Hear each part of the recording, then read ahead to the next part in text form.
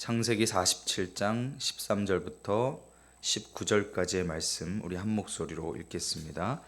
기근이 더욱 심하여 사방에 먹을 것이 없고 애굽 땅과 가나안 땅이 기근으로 황폐하니 요셉이 곡식을 팔아 애굽 땅과 가나안 땅에 있는 돈을 모두 거두어 들이고 그 돈을 바로의 궁으로 가져가니 애굽 땅과 가나안 땅에 돈이 떨어진지라. 애굽 백성이 다 요셉에게 와서 이르되 돈이 떨어져 싸우니 우리에게 먹을 거리를 주소서. 어찌 주 앞에서 죽으리이까. 요셉이 이르되 너희의 가축을 내라. 돈이 떨어졌은즉 내가 너희의 가축과 바꾸어 주리라. 그들이 그들의 가축을 요셉에게 끌어오는지라. 요셉이 그 말과 양떼와 소떼와 나귀를 받고 그들에게 먹을 것을 주되 곧 그 모든 가축과 바꾸어서 그해 동안에 먹을 것을 그들에게 주니라. 그 해가 다 가고 새해가 되매 무리가 요셉에게 와서 그에게 말하되 우리가 주께 숨기지 아니하나이다.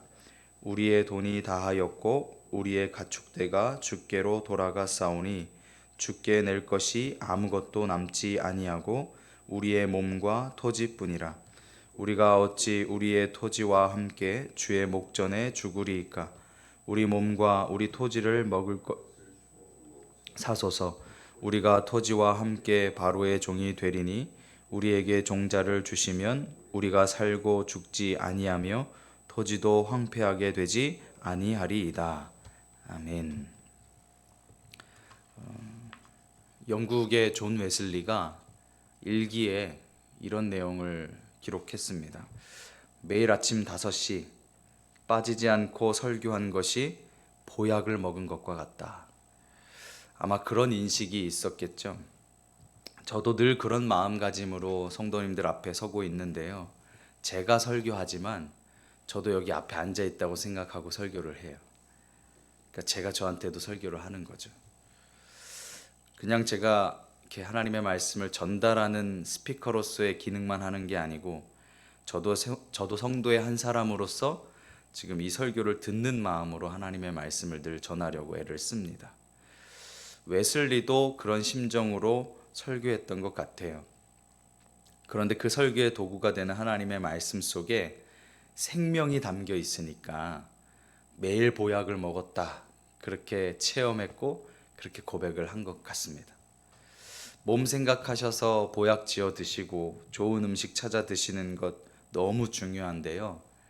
우리에게 매일같이 주님의 말씀을 듣는 것이 가장 귀한 몸보신임을 아시고 주님께서 이 새벽에도 최고의, 세상에서 최고로 좋은 보약을 우리에게 선물로 주실 때 달게 받아 드시기를 바랍니다.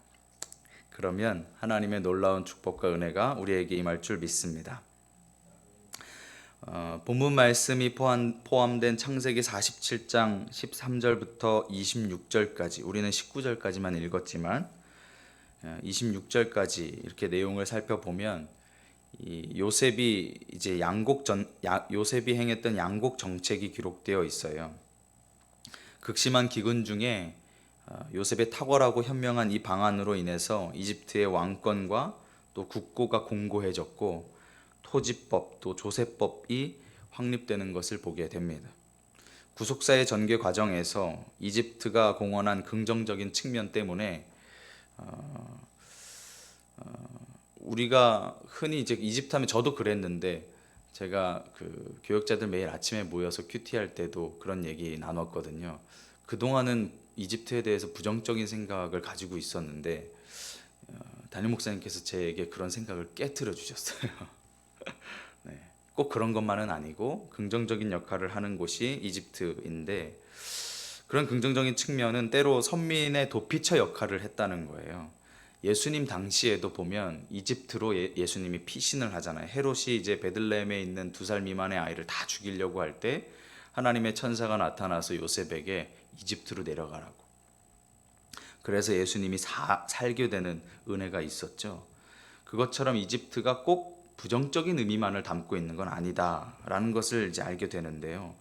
그것으로 인해서 이집트는 역사 속에서 완전히 멸절되지 않고요, 미약하지만 그 명맥을 유지하게 되고 그 세상 축복을 받게 되는 그런 국가로 서 있는 것을 지금도 보게 됩니다. 아주 강대국은 아니지만 지금도 이집트가 명맥을 유지는 하고 있죠.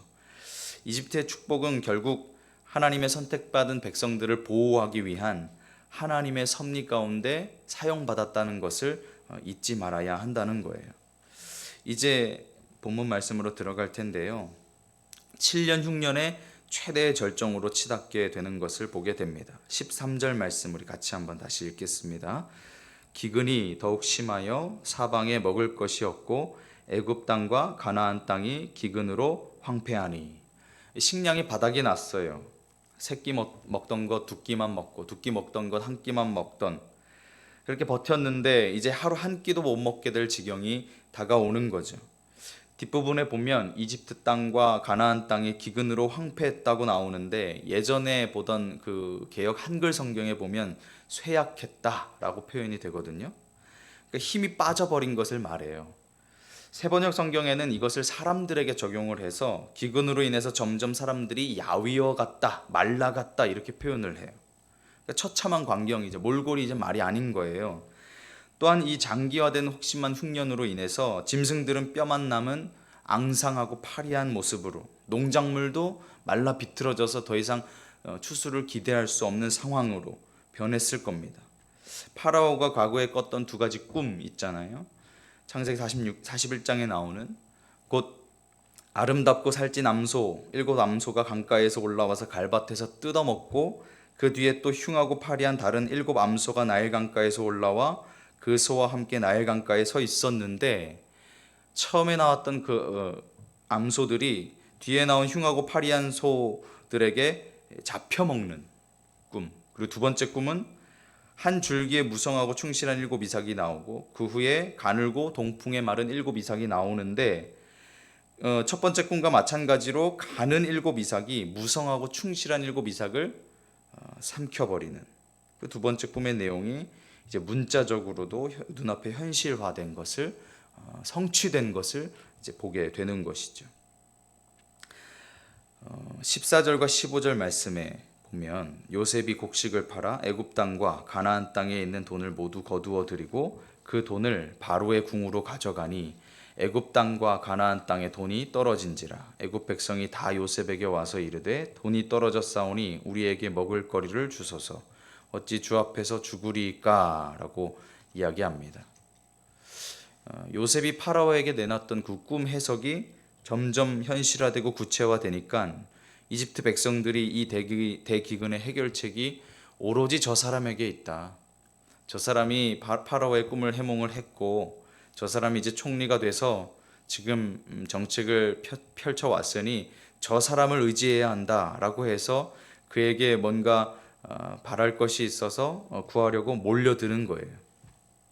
16절에 보면 요셉이 이르되 너희의 가축을 내라. 돈이 떨어졌은즉 내가 너희의 가축과 바꾸어 주리라.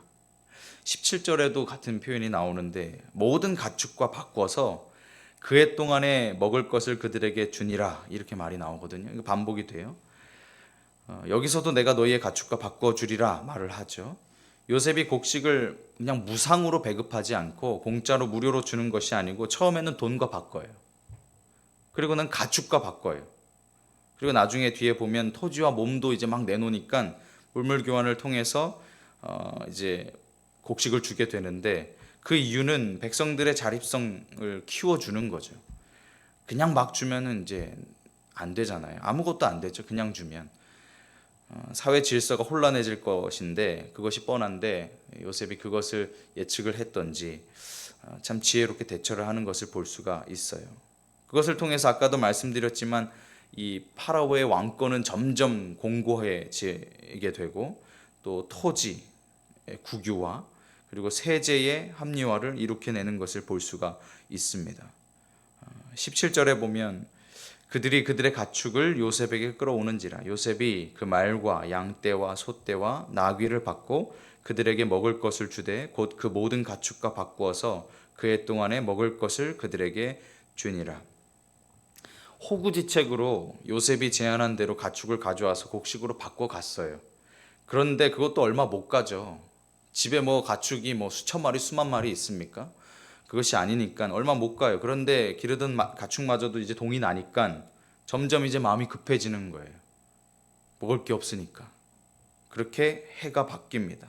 18절 말씀에 그 해가 다 가고 새 해가 되매 무리가 요셉에게 와서 그에게 말하되 우리가 주께 숨기지 아니하나이다. 우리의 돈이 다하였고 우리의 가축대가 주께로 돌아갔사오니 주께 낼 것이 아무것도 남지 아니하고 우리의 몸과 토지뿐이라. 그 해가 다 가고 새 해가 됐다라고 하는데 이제 기근이 들기 시작해서 둘째 해 계속 창세기에 보면 둘째 해 계속 이렇게 얘기했단 말이에요. 근데 그 둘째 해가 아니고 가축을 곡물과 교환한 그 이듬해, 그러니까 즉 기근 마지막 때인 7년째가 들어선 거예요. 그러니까 아직 마지막 한 해를 더 버텨야 되는 거예요. 마지막 정말 먹을 게 거의 다 떨어져가는, 돈이고 가축이고 다 떨어지고 남은 건 몸뚱아리와 토지뿐이에요. 가지고 있는 게 땅뿐이에요. 더 이상 방법이 없어요. 백성들이 죽겠다고 막 아우성을 쳐대요. 그 19절에도 나오죠. 우리가 어찌 우리의 토지와 함께 주의 목전에 죽으리이까. 우리 몸과 우리 토지를 먹을 것을 주고 사소서.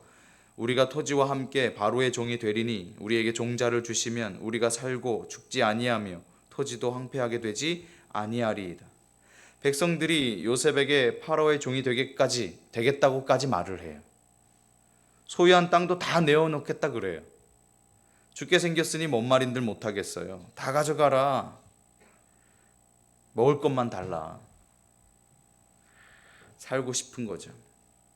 먹을 걸 얻기 위해서 살고자 자발적으로 요구를 하는 거죠. 우리에게 종자를 주시면 농지에 뿌릴 씨앗조차 구하기 힘들었던 그 당시의 상황을 나타내는 표현이죠. 종자 좀 달라고, 씨앗 좀 달라고. 종자는 최후의 보루거든요. 그것마저 다 써버린 거예요. 낭떠러지 앞에 서게 된 심정인 거죠. 오랫동안 기근에 시달릴 대로 시달렸던 백성들은 오로지 목숨 부지만이 최대 관건일 뿐, 자기가 노예가 되던, 가지고 있던 땅이 국가에 환수돼서 파라오에게 귀속이 되던 돌아볼 여력이 없어요. 가져가든 말든 지금 당장 먹고 살 게 없는데요. 따라서 그들은 쉽게 파라오의 종이 되겠다 이야기하는 거죠. 오늘 본문은 아니지만 20절에 보면 요셉이 이집트의 모든 토지를 다 사서 파라오에게 바칩니다. 23절에는 종자를 줘서 땅에 뿌리게 하고 24절로 넘어가면 그것으로부터 거둔 추수의 5분의 1을 파라오에게 상납하도록 해요. 그리고 나머지 5분의 4는 백성들이 가져가라고 합니다. 그걸 가지고 무쳐 먹든 볶아 먹든 비벼 먹든 삶아 먹든 지져 먹든 알아서 하라는 거예요. 그렇게 11조의 개념과 유사한 조세법을 만들어요. 그리고 26절에는 이집트의 토지법을 세웠다라고 해요. 그래서 나라가 기초를 다지게 되는 거죠. 요셉은 단순히 기근을 잘 다스린 것뿐만이 아니라 이집트라는 나라의 기틀을 세운 자입니다. 만일 그가 이집트에 뿌리를 내리고 살 마음을 먹었다면 한 성읍을 차지해서 금은보화를 가득 쌓아뒀을지도 모르죠. 그가 많은 재산을 축적한다 한들 누가 뭘 할 사람도 없어요. 왜냐하면 그들을 살린 장본인이었잖아요. 자신들을 살려준 사람에게 뭐라고 이야기할 수 있겠어요. 도리어 요셉이 그 정도는 가질 만하다고 거들어줬을 거예요. 막 편들어줬을 거예요. 요셉 정도면 그 정도 가질만 하죠 라고 하면서. 그런데 그는 이집트 총리로서 한몫 두둑히 챙길 수도 있었지만 정직하게 남긴 것 없이 모든 걸 파라오에게 바쳤어요. 가져다 줘요. 그의 관심은 이집트나 재물에 있지 않았기 때문이죠. 그는 이스라엘이 하나님의 구원을 이루고 가나안으로 돌아가는 것에만 관심을 뒀어요. 하나님께서 역사하시는 현장 속에서 무엇이 됐든 내 것을 챙기려고 하는 마음, 그것이 들어오는 순간을 조심해야 합니다. 여호수아 7장에 보면 아간의 범죄가 그것을 우리에게 가르쳐 주잖아요. 하나님이 역사하시는 그 현장 속에서 하나님께 영광 돌리는 것이 아니라 뭔가 내 것을 취하려고 하는 행동, 그것이 참 위험한 것이죠. 말씀을 맺겠습니다. 우리는 이번 본문 말씀의 이야기를 통해서 하나님만이 생명의 근원이시고 인간 생사의 유일한 주관자가 되신다는 걸 깨달으셨으면 좋겠습니다. 이 사실을 기억하고 우리가 다른 것 의지하지 않기를 바랍니다. 오직 우리의 생명의 양식 되시는 예수 그리스도만을 바라보며 살아가시는 저와 성도님들 되시기 바랍니다. 이 말씀 준비하면서 그렇게 큰 연관과 상관은 없는데 복음서에 기록된 예수님이 그렇게 생각이 나요. 오병이어 사건인데요. 오병이어 사건은 그 자체로 매우 독특하고 중요한 본문인데, 왜냐하면 유일하게 내 복음서 모두에 기록된 기적 사건이거든요. 어떤 사건도 내 복음서에 다 기록되지 않아요. 유일하게 오병이어 사건만 4가지 복음서에 다 기록이 돼요. 그만큼 중요하다는 의미겠죠. 근데 그 사건을 왜 제가 생각을 했냐면, 주변에 사람이 아무리 많아도 예수님이 그 가운데 계시니까 부족함이 없어요. 왜냐하면 예수님 자체가 생명의 양식이 되시니까. 오히려 풍족하죠. 예수님의 손이 닿은 곳에서 끊이지 않고 양식이 나와요.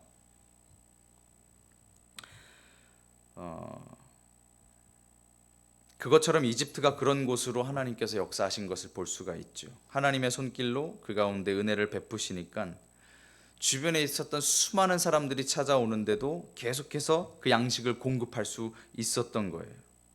아시다시피 흉년의 범위는 이집트 땅에만 국한된 것이 아니고 아프리카 북부 그리고 고대 근동에 있는 모든 지역에 한꺼번에 찾아온 흉년이었거든요. 그러니까 주변 나라의 사람들도, 그러니까 야곱의 가족들도 왔던 것이죠.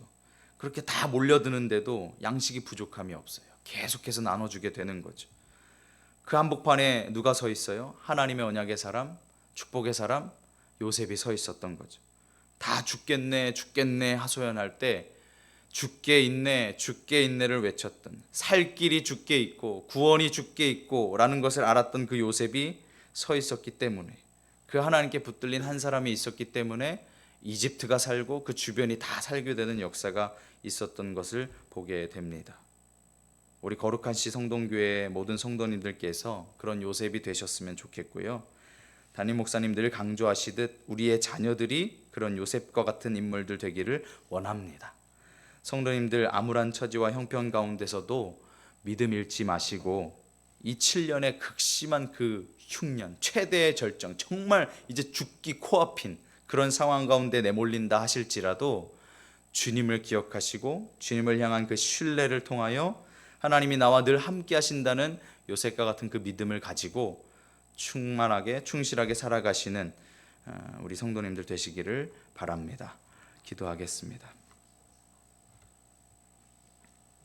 하나님 아버지 감사합니다. 오늘도 우리에게 하나님의 귀한 말씀을 통하여 깨달음과 또 은혜를 주시니 감사합니다.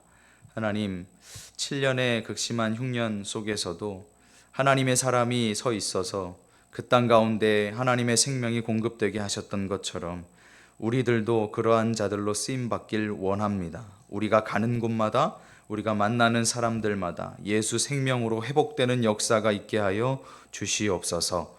감사드리며 예수님의 이름으로 기도드립니다. 아멘.